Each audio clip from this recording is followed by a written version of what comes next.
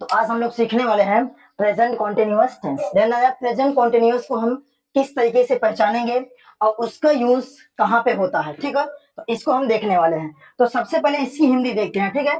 देखिए, प्रेजेंट जो होता है उसकी हिंदी होती है वर्तमान, ठीक है। और जो कॉन्टिन्यूअस होता है इसकी हिंदी होती है जारी। और टेंस की जो हिंदी होती है काल होती है। डोंट स्पीक, ठीक है। प्रेजेंट, ठीक है। प्रेजेंट की हिंदी होती है वर्तमान, कॉन्टिन्यूअस की हिंदी होती है जारी और टेंस की हिंदी होती है तो काल, ठीक है। तो इस प्रकार से ये वर्तमान जारी काल बन गया, ठीक है। अब हम ध्यान देते हैं भैया, इसका जो सिंबल होता है, सिंबल की हिंदी होती है पहचान, ठीक है भैया। सिंबल की जो हिंदी होती है पहचान। तो आज हम सबसे पहले ये देखेंगे कि अगर कोई भी सेंटेंस लिखा है तो उसको हम कैसे पहचाने कि ये किस टेंस में है, ठीक है। तो जैसे हम लोग प्रेजेंट कॉन्टिन्यूअस पढ़ रहे हैं, तो प्रेजेंट कॉन्टिन्यूअस टेंस को किस तरीके से पहचानेंगे, आज हम ये चीज सीखने वाले हैं, ठीक है। तो इसके लिए हमें क्या देखना है भैया कि मूल क्रिया में, ठीक है। वैसे तो रहा है रही लगभग आ जाएगा, लेकिन आपको देखना है कि मूल क्रिया में आना चाहिए, ठीक है। ध्यान देना भैया, मूल क्रिया, मूल क्रिया के अंत, ठीक। मूल क्रिया के अंत में जहां भी मूल क्रिया दिखे और उसके जस्ट बाद ही आपको देखना है कि उसमें आपका रहा है, ठीक है, रही है, रहे हैं और रहा हूं। आयो चला ना, ठीक है, रहा हूं, ठीक है। उसके बाद रहे हो, ठीक है, रहे हैं या, ठीक। इसके बावजूद देखो जो कॉन्टिन्यूअस होता है उसमें रहा है, रही है, रहे हैं, ठीक है, रहा हूं, रहे हो, रहे हैं। अब इसके बावजूद भी क्या आता है, जैसे खड़ा हुआ है, ठीक है, खड़ा हुआ है, ठीक, पड़ा हुआ है, पड़ा हुआ है, ठीक, बैठा हुआ है, बैठा हुआ है, ठीक है, खड़ा हुआ है, पड़ा हुआ है, बैठा हुआ है, लेटा हुआ है, लेटा हुआ है। चलिए ध्यान देना भैया, तो जब भी किसी भी वाक्य के अंत में आपको इनमें से कोई भी वर्ड दिख जाए तो समझ लेना कि वह प्रेजेंट कॉन्टिन्यूअस टेंस है। जैसे मैंने आपको बताया कि रहा है, ठीक है, मूल क्रिया के अंत में रहा है, रही है, रहे हैं, रहा हो, रहे हो, रहे हैं या खड़ा हुआ है, पड़ा हुआ है, बैठा हुआ है या लेटा हुआ है, ठीक। जब ये सब आ जाते हैं वाक्य के अंत में तो उसका जो प्रयोग होता है, ठीक, उसका जो यूज होता है उसे हम प्रेजेंट कॉन्टिन्यूअस टेंस में करते हैं, ठीक। इतना चीज समझ में आ गया। चलिए आगे ध्यान देना भैया कि किसी भी सेंटेंस को बनाने के लिए 3 वर्ड की आवश्यकता पड़ती है, ठीक। चाहे सेंटेंस जितना बड़ा हो, केवल आपको 3 वर्ड की आवश्यकता पड़ती है। वर्ड है सब्जेक्ट, वर्ब और ऑब्जेक्ट, यही 3 वर्ड है बस किसी भी सेंटेंस में। अगर आपको ये सेंटेंस को बनाना है तो उसमें आपको सबसे पहले ढूंढना क्या है, सब्जेक्ट लिखना होगा, उसके बाद वर्ब को, उसके बाद ऑब्जेक्ट को। अगर इन्हीं तीनों को आप किसी भी सेंटेंस में ढूंढ लोगे तो समझ लेना कि आप सेंटेंस को बड़े आसान तरीके से बना सकते हो, ठीक है। चलिए तो अब हम इसके बाद देखते हैं भैया इसका स्ट्रक्चर क्या होता है, ठीक है। स्ट्रक्चर का मतलब होता है कि इसको हम किस तरीके से बनाते हैं, ठीक। तो सबसे पहले ध्यान देना भैया स्ट्रक्चर,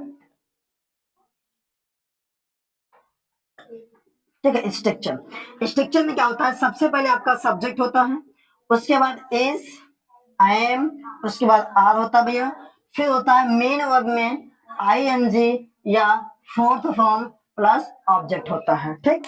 ध्यान देना स्ट्रक्चर का मतलब होता है भैया बनावट या बनाने का तरीका। तो किसी भी सेंटेंस को बनाने के लिए सबसे पहले सब्जेक्ट का ढूंढते हैं या सब्जेक्ट का यूज करते हैं, उसके बाद इज एम आर, ये तीनों में से कोई एक लगाते हैं। और जो इज एम आर है इसे कहते हैं भैया हेल्पिंग वर्ब। जो हेल्पिंग वर्ब होता है वह डिपेंड करता है आपका सब्जेक्ट पे, जैसा आपका सब्जेक्ट आएगा उसी हिसाब से आपको इज आई एम आर तीनों में से कोई एक लगाना होगा। उसके बाद मेन वर्ब में आई एन जी या मेन वर्ब की फोर्थ फॉर्म लगाना है, उसके बाद है आपका ऑब्जेक्ट लगाना है, ठीक है। अब समझना ये है भैया कि कौन सा सब्जेक्ट आएगा जब इज लगाना है, और उसके बाद कौन सा सब्जेक्ट आएगा एम लगाना है, उसके बाद कौन सा सब्जेक्ट आएगा जब आर लगाना है। तो चलिए इसको देखते हैं। जब भैया सब्जेक्ट आपका ही, सी, इट या किसी एक व्यक्ति का नाम आ जाए तो उसके साथ हम लगाते हैं इज। और जब सब्जेक्ट आई आ जाता है तो आई अकेले ही होता है, जिसके साथ केवल एम का प्रयोग होता है, ठीक।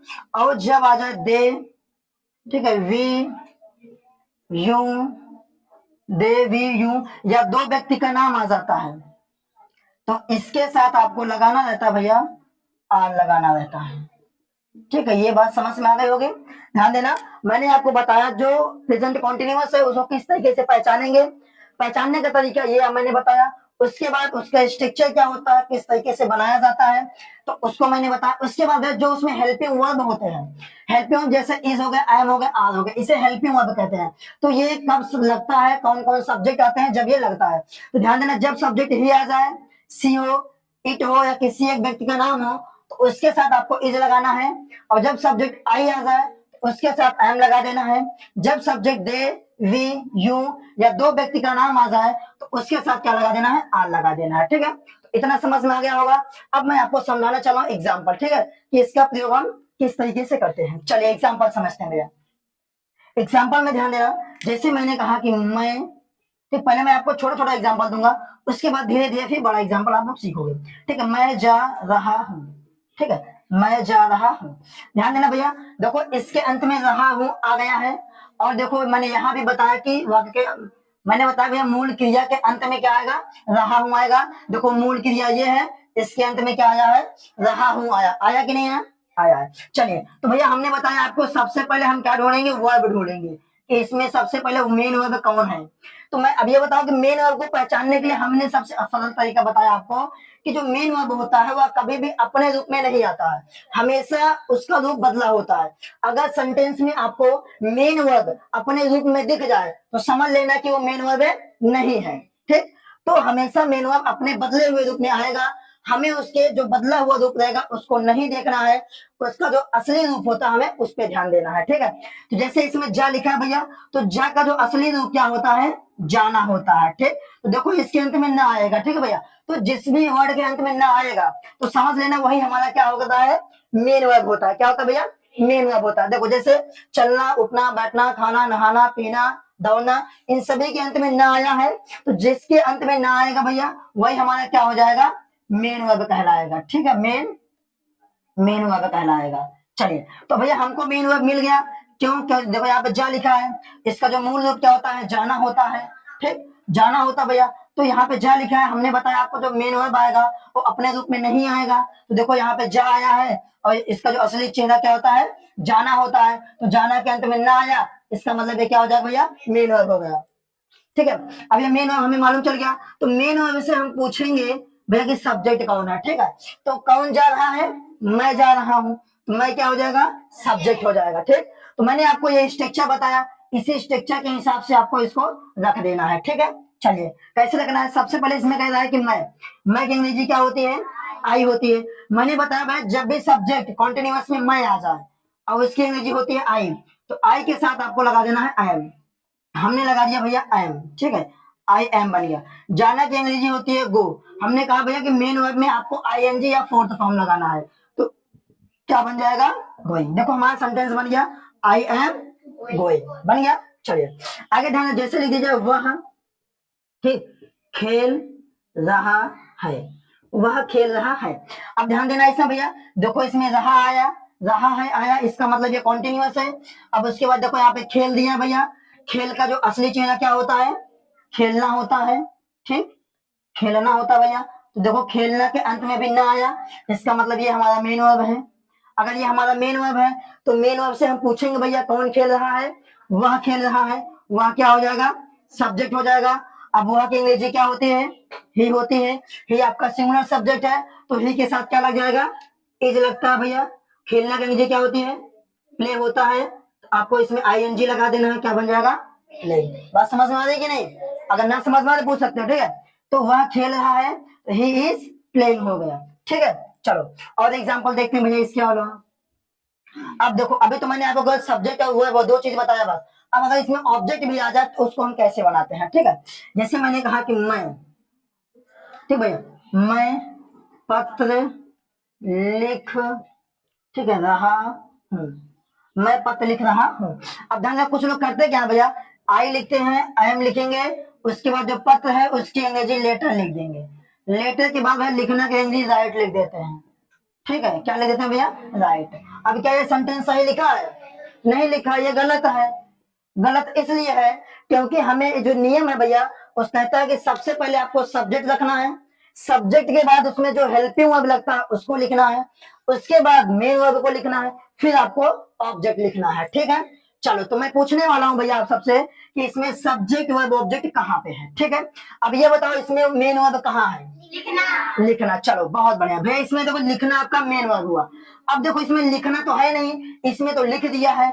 तो भैया देखो जो इसका मैंने बताया कि जो वर्ब होता है उसका असली चेहरा में कभी नहीं आता है, तो उसका जो असली चेहरा है हमको उस पे जाना है। जिसे यहाँ पे लिख लिखा है, तो लिख का जो मूल रूप होता है, ठीक है, या फिर उसका जो असली चेहरा होता है लिखना होता है। तो लिखना के अंत में क्या आया है, ना आया है। तो जब लिखना के अंत में ना आया तो ये क्या हो जाएगा, मेन वर्ब होगा। क्या होगा, मेन वर्ब। कौन लिख रहा है, मैं लिख रहा हूं, तो मैं क्या हो जाएगा भैया, सब्जेक्ट हो जाएगा। ठीक है, चलो मैं सब्जेक्ट हो गया। अब मैं से हम पूछेंगे कि इसमें ऑब्जेक्ट कहाँ है। मैं क्या कर रहा है भैया, पत्र लिख रहा है, तो इसमें पत्र क्या हो जाएगा, ऑब्जेक्ट हो जाएगा। अब हमें इसको एक ऑर्डर क्रम में रख देना है, सही क्रम में। इस जो ग्रामर का नियम होता है हमें उसी क्रम में इसको रखना है। ठीक है, कैसे देखो, कह रहा है कि सबसे पहले सब्जेक्ट लिखना है। सब्जेक्ट क्या है, मैं की अंग्रेजी क्या होती है, आई होती है। ठीक है, चलिए अब आई के साथ कौन सा हेल्पिंग वर्ब लगता है, आई एम लगता है भैया, तो आई के साथ हमने आई एम लगा दिया। ठीक, अब ध्यान देना, अब इसके बाद हम क्या लिखें, अब इसके बाद क्या लिखे, राइटिंग। इसका मतलब मेन वर्ब लिखना है। चलिए तो हमने मेन वर्ब लिख दिया भैया राइटिंग। ठीक है, ध्यान देना इसमें राइट नहीं लिखेंगे, राइटिंग लिखेंगे। क्यों, क्योंकि ये क्या है भैया, कॉन्टिन्यूअस है। कॉन्टिन्यूअस में जो मेन वर्ब होता है उसमें आईएनजी लगता है। ठीक है, तो जब यहाँ पे हम राइट लिखेंगे तो गलत होगा, तो क्या लिखेंगे भैया, राइटिंग लिखेंगे। ठीक, चलिए हमने लिखा आई एम राइटिंग, मैं लिख रहा हूँ, लेकिन इसमें ऑब्जेक्ट भी आया है, तो इसके लास्ट में हम ऑब्जेक्ट भी लिख देंगे। तो क्या लिखेंगे, ए लेटर लिख देंगे। ठीक भैया, तो बात को समझना यहाँ पे ये है कि सबसे पहले हमको सब्जेक्ट लिखना है, सब्जेक्ट के बाद हमको मेन वर्ब लिखना है, सॉरी सब्जेक्ट के बाद हमको हेल्पिंग वर्ब लिखना है, हेल्पिंग वर्ब बाद हमको मेन वर्ब लिखना है, मेन वर्ब के बाद चाहे ऑब्जेक्ट है या अदर वर्ड है उसके बाद हमको लिखना होगा। ठीक है, चलिए और एग्जांपल देखते हैं। जैसे मैंने कहा कि वे लोग, ठीक है, वे लोग कक्षा में, ठीक भैया, वे लोग कक्षा में बोल रहे हैं। ठीक, कक्षा में बोल रहे हैं। चलिए ध्यान देना, ये लिखा हुआ है भैया। अब ये बताओ इसमें मेन वर्ब कहाँ पे है, बोलना। चलो वेरी गुड, बोलना इसमें क्या है, मेन वर्ब हो गया। ठीक, ये हमारा मेन वर्ब है। चलिए अब इसमें हमें सब्जेक्ट ढूंढना है, कौन बोल रहा है, वे लोग बोल रहे हैं। ठीक है, वे लोग क्या हो जाएगा, सब्जेक्ट। ध्यान देना इसमें वे अकेले सब्जेक्ट नहीं होगा, वे लोग दोनों आपका सब्जेक्ट रहेगा। अब वे लोग कहाँ बोलते हैं भैया, कक्षा में बोलते हैं, तो ये हो गया आपका अदर वर्ड हो गया। ठीक, चलिए तो इसको हमें एक सही क्रम में लिखना है। तो इसका जो लिखने का सही क्रम होता है क्या, सबसे पहले हमें क्या लिखना है, सब्जेक्ट। तो वे लोग की अंग्रेजी क्या होती है, दे हो जाएगी। अब दे आपका सिंगुलर सब्जेक्ट है कि प्लूरल सब्जेक्ट है, कैसा सब्जेक्ट है, प्लूरल सब्जेक्ट है। तो भैया जब सब्जेक्ट प्लूरल आ गया तो इसमें वर्ब कैसी, क्या सिंगुलर आएगी, प्लूरल आएगी, प्लूरल आएगी। तो प्लूरल वर्ब कौन सा होता है, आर होता है। वेरी गुड, चलिए हम इसमें आर लिख दिया। ठीक है, अब यहाँ पे ध्यान देना भैया, बोलना की अंग्रेजी क्या होती है, स्पीक होती है। क्या होती है भैया, स्पीक। यहाँ पे लिखा रहे हैं, इसका मतलब कॉन्टिन्यूअस है, तो जब कॉन्टिन्यूअस में लिखना होता है तब क्या लिखते हैं, स्पीकिंग। मतलब जो मेन वर्ब होता है उसमें आईएनजी लगा देते हैं। ठीक है, चलिए उसके बाद क्या दिया, कक्षा में, तो कक्षा में क्या हो जाएगा, इन द क्लास। क्या होगा भैया, इन द क्लास। चलो बहुत बढ़िया, देखो हमारा सेंटेंस बन गया। क्या बना, they are speaking in the class. ये चीज समझ में आई है। चलिए अब हम समझते हैं निगेटिव सेंटेंस। ठीक है, इसका नेगेटिव कैसे बनाते हैं, मतलब जब वाक्य में नकारात्मक शब्द आ जाता है। ठीक, तो उसके लिए जो सब्जेक्ट होता है वो सबसे पहले सब्जेक्ट होगा भैया, जो स्ट्रक्चर होता है सबसे पहले सब्जेक्ट होगा। सब्जेक्ट के बाद आपको इज या आई एम या फिर आर लगाना होता है। ठीक है, उसके बाद आपका नोट आएगा, फिर आएगा भैया आपका मेन वर्ब में आईएनजी, उसके बाद आपका ऑब्जेक्ट आएगा। मतलब इसमें आपको नोट भी लगाना पड़ेगा। ठीक, देखो कैसे होगा भैया, एग्जाम्पल देखो, जैसे मैं, ठीक भैया, अंग्रेजी, ठीक, नहीं बोल, ठीक, नहीं बोल रहा। चलिए अगर लिखा भैया मैं अंग्रेजी नहीं बोल रहा हूं, तो बताओ इसमें मेन वर्ब कहाँ पे है, बोलना। चलिए बहुत बढ़िया, बोलना आपका मेन वर्ब होगा, ठीक है। अब ध्यान देना भैया, जिसको ना समझ में आए फिर समझ लो।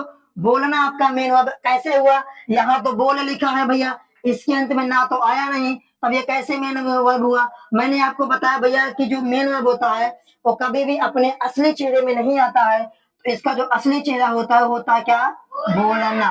तो बोलना होता है भैया, तो जो इसका ना वर्ड है, देखो इसके अंत में ना अच्छा आया, इसका मतलब ये मेन वर्ब है। अगर हमें किसी भी सेंटेंस में मेन वर्ब मिल गया तो मेन वर्ब से हम पूछेंगे सब्जेक्ट कौन है, कौन बोल रहा है भैया, मैं बोल रहा हूँ, तो मैं क्या हो जाएगा, सब्जेक्ट। मैं क्या बोल रहा हूँ, अंग्रेजी, अंग्रेजी क्या हो जाएगा, बाकी ये है आपका नेगेटिव वर्ड है, ठीक है भैया। चलिए, तो सबसे पहले हमको इसमें क्या रखना है, सब्जेक्ट रखना है। सब्जेक्ट क्या है, मैं, तो मैं की अंग्रेजी क्या होती है, आई, ठीक है। अब आई के साथ क्या लग जाता है भैया, आई एम लग जाएगा, ठीक है। अब यहाँ पे देखो नेगेटिव भी है, देखो यहाँ पे कह रहा है कि पहले नॉट लगाना, तो यहाँ पे आपको नॉट लगा देना है, ठीक है। अब नॉट के बाद कह रहा है कि मेन वर्ब में आई एन जी, तो मेन वर्ब क्या है, बोलना है, बोलने का एनजी क्या होता है भैया, स्पीक होता है, तो इसमें लगा देंगे आई एन जी, क्या बनेगा, स्पीकिंग। फिर क्या बोल रहा है, अंग्रेजी बोल रहा है, तो उसके बाद हम क्या लिख देंगे भैया, इंग्लिश लिख देंगे, ठीक है। देखो हमारा बन गया, I am not speaking English. चलिए और एग्जाम्पल देखते हैं, जैसे मैंने कहा कि हम लोग, ठीक भैया, हम लोग, ठीक है, हम लोग भोजन नहीं पका रहे हैं, ठीक है, हम लोग भोजन नहीं पका रहे हैं। चलिए ध्यान देना, देखो इसका कैसे बनेगा, ठीक है। देखो हम लोग भोजन नहीं पका रहे हैं, तो मैंने बताया इस सेंटेंस में सबसे पहले आपको मेन वर्ब ढूंढना है, बताओ मेन वर्ब इसमें कहाँ है, पकाना। देखो पकाना है आपका भैया मेन वर्ब इसमें, लेकिन जो पका आया है, पकाना तो लिखा नहीं है, तो भैया इसका जो असली चेहरा होता है क्या होता है, पकाना होता है, तो इसके अंत में ना आया, इसका मतलब ये क्या होगा, मेन वर्ब होगा, ठीक है। अब हम मेन वर्ब से पूछेंगे भैया कौन पका रहा है, हम लोग पका रहे हैं, कौन पका रहा है, हम लोग, क्या हो जाएगा, हम लोग क्या पका रहे हैं, भोजन क्या हो जाएगा, ऑब्जेक्ट। चलिए अब हम इसको सही क्रम में रख देते हैं, तो सबसे पहले वी के साथ क्या लिखेंगे, आर। अब इसमें नहीं भी दिया है तो आर के बाद नॉट लगा देंगे, ठीक। नॉट पकाना का मतलब है प्रिपेयर, क्या होता है, प्रिपेयर, इसमें आई एन जी लग जाएगा तो प्रिपेयरिंग हो जाएगा। उसके बाद क्या दिया, भोजन दिया है, तो क्या लिखेंगे भैया, फूड लिख देंगे, ठीक है। तो we are not preparing food, इतना आपको समझ में आ गया। चलो अब हम इससे बड़े बड़े वाक्यों को किस तरीके से बनाते हैं, चलिए उसको देखते हैं। जो बड़े सेंटेंस होते हैं उसको हम किस प्रकार से बनाते हैं, ठीक है। चलिए जैसे मान लीजिए एक बड़ा सा सेंटेंस मैंने लिख दिया, ठीक है, मैं अपने, ठीक है, मैं अपने माता पिता, ठीक, जी के साथ, ठीक है, मैं अपने माता पिताजी के साथ, ठीक भैया, गंगा स्नान,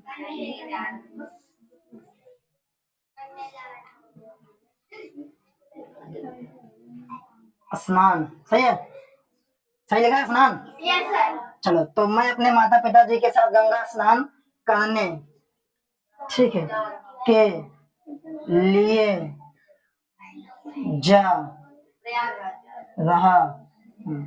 अब ध्यान देना, इतना बड़ा सेंटेंस मैंने आपको लिखा, लगभग 2 लाइन का है, ठीक है। मैं अपने माता पिताजी के साथ गंगा स्नान करने के लिए जा रहा हूं। चलिए इतना बड़ा सेंटेंस है, तो देखो जो बच्चे नहीं पता होता जिन स्टूडेंट को, और इस इतने बड़े सेंटेंस को देख के पहले से बता देंगे हम नहीं बना पाएंगे, लेकिन मैंने आपको भैया एक ट्रिक बताया। ट्रिक क्या है कि चाहे सेंटेंस कितना भी बड़ा हो, उसमें आपको केवल सब्जेक्ट, वर्ब और ऑब्जेक्ट ढूंढना है बस, ठीक, सब्जेक्ट, वर्ब और ऑब्जेक्ट ढूंढना है, ठीक है।